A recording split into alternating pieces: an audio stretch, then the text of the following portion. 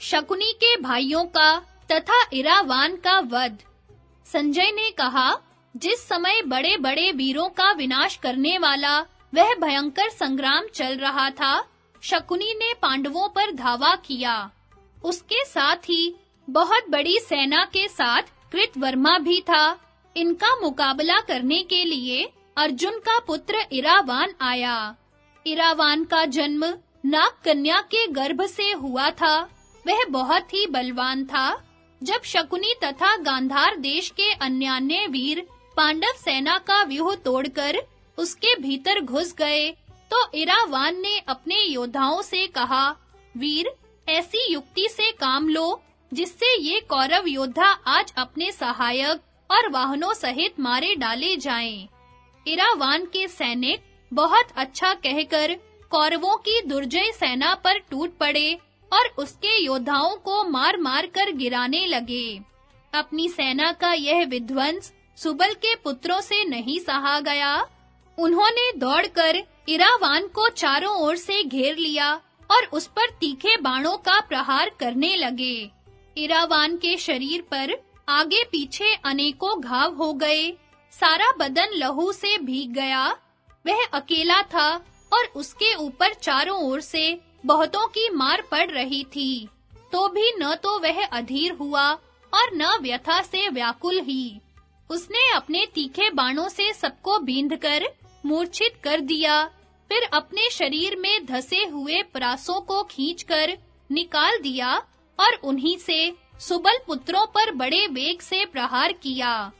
इसके बाद उसने अपने हाथ में चमकती हुई तलवार और ढाल ली तथा सुबल के पुत्रों को मार डालने की इच्छा से वह पैदल ही आगे बढ़ा। इतने में उनकी मूर्छा दूर हो गई और वे क्रोध में भरकर इरावान पर टूट पड़े। साथ ही वे उसे कैद करने का उद्योग करने लगे, परंतु ज्यों ही वे निकट आए, इरावान ने तलवार का ऐसा हाथ मारा कि उनके शरीर के टुकड़े-टुकड़े हो गए। अस्त्र-शस्त्र, बाहु तथा अन्य अंगों के कट जाने से वे प्राणहीन होकर गिर पड़े। उनमें से केवल वृषभ नामक राजकुमार ही जीवित बचा। उन सबको गिरा देख दुर्योधन को बड़ा क्रोध हुआ और वह अलम्बुश नामक राक्षस के पास पहुंचा। वह राक्षस देखने में बड़ा भयानक और मायावी था तथा बकासुर का वध करने के कारण भीमसेन से वैर मानता था। उससे दुर्योधन ने कहा, वीरवर, देखो यह अर्जुन का पुत्र इरावान बहुत बलवान तथा मायावी है। ऐसा कोई उपाय करो जिससे यह मेरी सेना का संहार न कर सके। तुम इच्छा अनुसार जहाँ चाहे जा सकते हो, मायास्त्र में भी प्रवीण हो, अतः जैसे बने इस इरावान को तुम युद्ध में मार डालो। वह भयंकर राक्षस बहुत अच्छा कहकर सिंह के समान गरजता हुआ इरावान के पास आया और उसे मारने के लिए आगे बढ़ा। इरावान ने भी वध करने की इच्छा से आगे बढ़कर उसे रोका। उसे अपनी ओर आते देख राक्षस ने माया का प्रयोग आरंभ किया। उसने माया से 2000 घोड़े उत्पन्न किए तथा उन पर माया के ही सवार बिठाए। वे सवार भी राक्षस थे और हाथों में शूल तथा पट्टिश लिए हुए थे। उन मायामय राक्षसों को इरावान की सेना के साथ युद्ध होने लगा और दोनों ओर के योद्धा परस्पर प्रहार कर एक दूसरे को यमलोक भेजने लगे। सेना के मारे जाने पर दोनों रणोन्मत्त वीर द्वंद्व युद्ध करने लगे। राक्षस इरावान पर आक्रमण करता था और वह उसका वार बचा जाता था। एक बार जब राक्षस बहुत निकट आ गया, तो इरावान ने उसके धनुष और बाथे को काट डाला। तब वह इरावान को अपनी माया से मोहित करता हुआ आकाश में उड़ गया। यह देख इरावान भी अंतरिक्ष में उड़ा और राक्षस को अपनी माया से मोहित कर उसके अंगों को बाणों से बींधने लगा। महाराज, बाणों से बारंबार काटने पर भी वह राक्षस नवीन रूप में प्रकट हो जाता और नौजवान ही बना रहता था, क्योंकि राक्षसों में माया स्वाभाविक ही होती है और उनका रूप भी उनकी इच्छा अनुसार हुआ करता है। इस प्रकार उसका जो अंग कटता था वही पुनः उत्पन्न हो जाता था। इरावान भी क्रोध में भरा हुआ था, अतः वह उस पर फरसे से बारंबार प्रहार कर रहा था। उससे छिदने के कारण अलम्बुश के शरीर से बहुत रक्त बहने लगा और वह घोर चीत्कार करने लगा। शत्रु को इस प्रकार प्रबल होते देख अलम्बुश के क्रोध की सीमा न रही। उसने महाभयानक रूप बनाकर इरावान को पकड़ने का प्रयत्न किया। उस राक्षसी माया को देखकर इरावान ने भी माया का प्रयोग किया।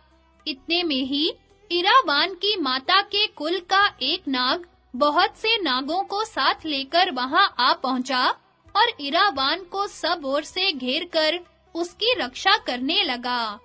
इरावान ने शेषनाग के समान विराट रूप धारण करके अनेकों नागों से उस राक्षस को ढक दिया। तब अलम्बुश गरुड़ का रूप धारण करके उन नागों को खाने लगा। उसने इरावान के मातृ कुल के सब नागों को भक्षण कर लिया और उसे अपनी माया से मोहित करके तलवार का वार किया। इरावान का चंद्रमा के समान सुंदर मस्तक कटकर पृथ्वी पर जा गिरा। इस प्रकार जब अलम्बुश ने उस वीर अर्जुन कुमार को मार डाला, तो समस्त राजाओं के साथ कौरवों को बड़ी प्रसन्नता हुई। अर्जुन को अपने पुत्र इरावान के मरने की खबर नहीं थी। वे भीष्म की रक्षा करने वाले राजाओं का संहार कर रहे थे तथा भीष्म जी भी मर्मभेदी बाणों से पांडवों के महारथियों को कंपित करते हुए उनके प्राण ले रहे थे। इसी प्रकार भीमसेन, धृष्टद्युम्न और सात्यकी ने भी बड़ा भयानक युद्ध किया था। द्रोणाचार्य का पराक्रम देखकर तो पांडवों के मन में बहुत भय समा गया। वे कहने लगे, अकेले द्रोणाचार्य ही संपूर्ण सैनिकों को मार डालने की शक्ति रखते हैं, फिर जब इनके साथ पृथ्वी के प्रसिद्ध शूरवीर भी हैं, तो इनकी विजय के लिए क्या कहना है। उस दारुण संग्राम में दोनों ओर के सैनिक एक दूसरे का उत्कर्ष नहीं सह सके और आविष्ट से होकर बड़ी कठोरता के साथ लड़ने लगे। घटोत्कच का युद्ध। धृतराष्ट्र ने कहा, संजय, इरावान को मरा हुआ देखकर महारथी पांडवों ने उस युद्ध में क्या किया? संजय ने कहा, राजन, इरावान मारा गया।